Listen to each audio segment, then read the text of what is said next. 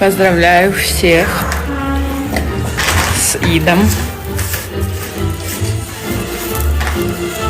Сегодня я в таджикском платье.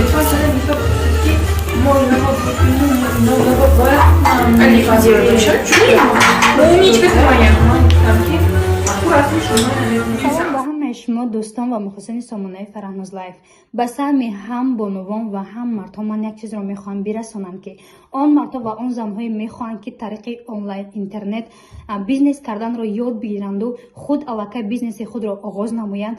پس یک اپای ما برای شما از نول سر کرده انا همین نازکی های بیزنس را میفهماند. حتی آبتاب بار گرفتن و تا بار کلان گرفتن، از کجا بار گرفتن و چگونه آغاز کردن بیزنس را برای شما درس میگوید. شما تا 5 روز درس میخوانید و الکی میتوانید که همه این نازکی ها را یاد بگیرید و بیزنس خود را آغاز نمایید. تا امروز الکی 10-12 نفر زنها و مردهای ما الکی آموزش گرفته بیزنس خود را آغاز نمودند.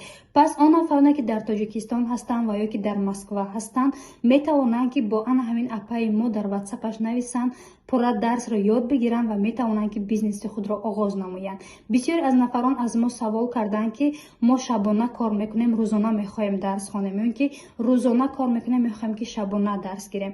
پس این اپای ما هم شبانه درس دارد هم روزانه. گفتن همون دوستانی عزیز که این اینترنت مگزین آزون والبریس یاندکس مارکت می باشد. پس مرحمت زنگ بزنید، نویسید، زودتر بیزنس را آغاز نمایید. امین تنیسیت خاطری جمع دلی به هم مکم کدیم خدا زیاده کنه. همین خونه با فقط خوشسندی و خوشبختی باشد. خدا همه ما را در پشت پناه اسمتش نگه دارد. همه ما را به سالی نوی دیگر رمضان رسوند. آمین.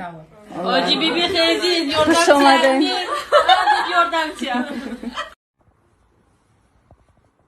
بسم الله الرحمن الرحیم. السلام علیکم به کل مردم پرشرف تاجیکستان، اساساً به پدران، به مادران، برادران، خواهران، همه شما را با روز عید بزرگ شریف ماه رمضان مبارکبادی میکنم. خداوند کریم در خاندان همه شما خرسندی باشد، تنجی باشد، آبادی باشد و دایم سوپر در لبات و خنده باشد. از خداوند بخشاینده و بی‌مهربان هم خواهانم که خداوند کریم دایم سربلند باشین، سرجم باشین، اتفاق باشین، خدمتگار پدر و مادر باشین، خدمتگار وطن عزیز محبوبی تاجیکستان هم باشین. چی گفتنی هستم؟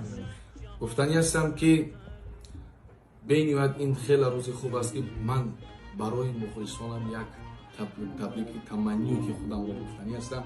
کریم در خاندان مخلصان من که مرا احترام میکنن، حرمت میکنن، گفتی روزا وجد میکنن، من از درگاه خداوند خواهانم که دایم سربلند باشن، خدمتگار پدر و مادر باشن، با دولت باشن، خدمتگار یتیم باشن، کم بغل باشن، خدمتگار بای باشن و چی آرزو و هوسی که در دل دارن خداوند کریم